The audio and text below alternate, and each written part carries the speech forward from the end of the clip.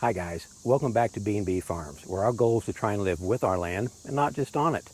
Today's video is going to be a little different in that I don't really have a plan for this video. This afternoon is kind of a catch-all where we're trying to knock out a lot of little projects. So I don't know where this video is going to end up, but I know where we're going to begin. You can probably see behind me that we're up in one of our food plots. You know, the 2025 white-tailed deer season isn't very far away, and it's time to get in these plots and start getting them ready. So let me turn you around here and show you this plot, and then I'll tell you and show you what we're going to do to begin with.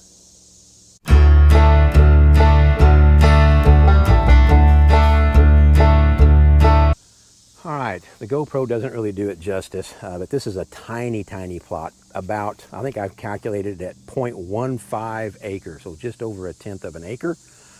You can tell by that size, it's not really going to be a sustenance or a sustainable plot. It's more of a harvest plot.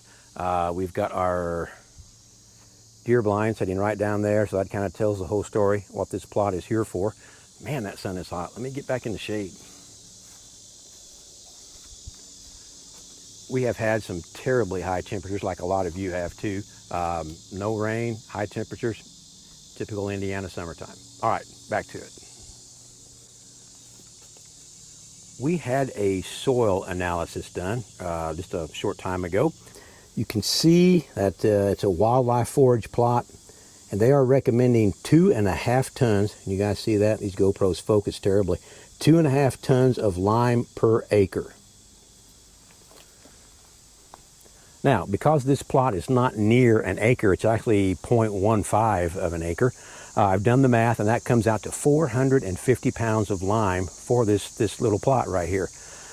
So we're going to put on 120 pounds today, and then we will add another 140 pounds at a later date after we've killed off the vegetation, and we'll add the final 140 pounds when we broadcast our seed.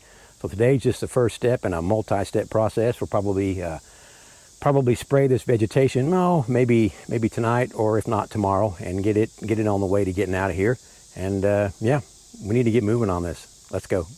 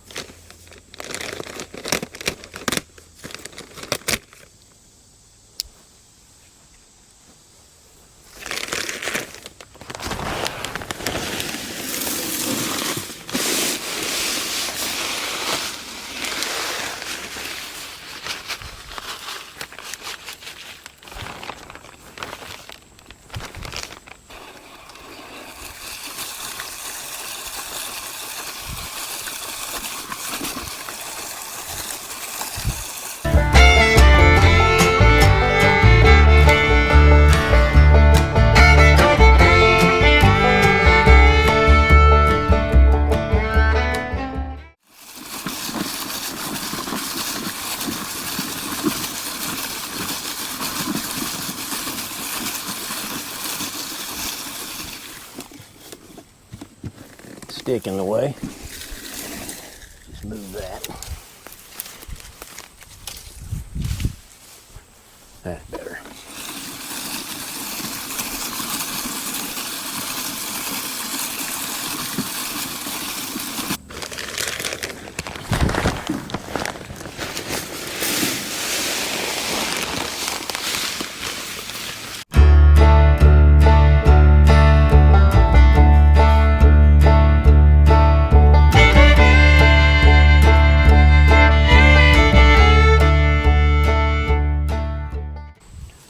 Well, there it is. The specs called for 450 pounds of lime, and we put 120 on today.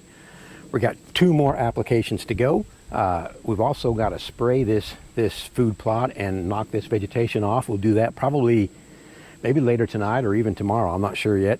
And then a few days after that, we'll put the second application of pelletized lime on, and then we'll put our third and final application on when we get ready to plant. So that knocks out this part of this video. That chore's done. Let's move on to the next one. We're going to regroup back at the sugar house. So we're back at the sugar house. We're going to go inside. I'm going to show you what we're doing in here.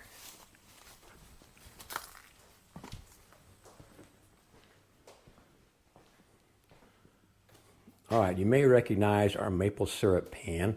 At the end of last season, we filled this with milkstone remover and water, because these calcium deposits that you can see here are really hard to get off, and it has been soaking for months back here. And it looks like those are going to wipe right off.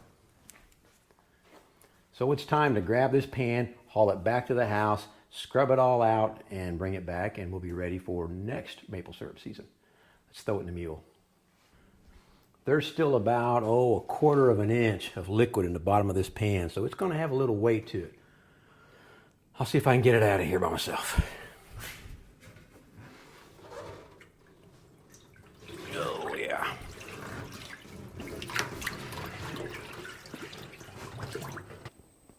If you're wondering what milkstone remover is, it's just basically a phosphoric acid. It's the same stuff they put in, soda pop.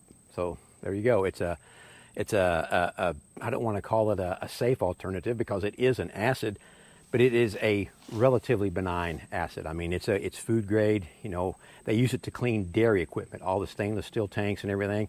It takes off that hard calcium buildup that they get.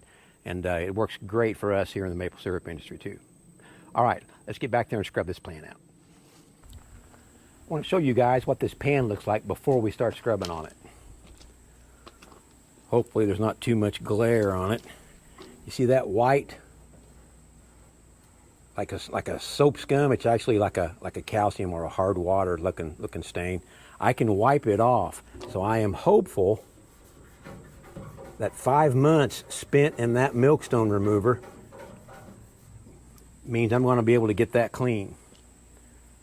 We'll check back in after I've scrubbed on it for a while.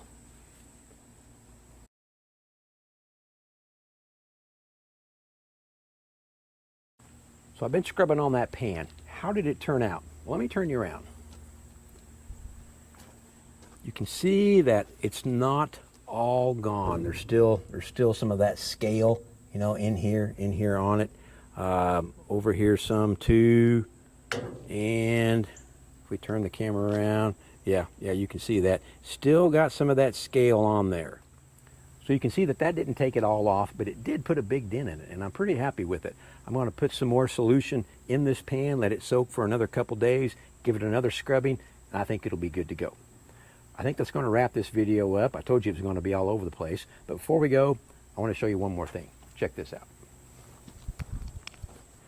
If you've been following our project on adapting this Harbor Freight quick hitch to all of our attachments, all of our implements here, you've no doubt seen we've done quite a bit of work on it, and I think the last piece of the puzzle is finished with it, and that's this pin arrangement up here that holds this top link hook on. Now, this is an aftermarket hook. You can see that the pin holes are kind of offset right here on it. That makes hookup a lot easier, but you're still dealing with 2 bolts and 2 nuts. That's how this comes from the factory. You just stick a bolt in a nut, crank them down, and that holds that top hook. That kind of defeats the whole purpose of having a quick hitch if you got to mess with wrenches and get this whole thing out. I know a lot of folks are using 2 like hitch pins and then dropping 2 pins in to secure them, but I think what we got here is probably the way we're going to go. We've just made a custom hitch pin.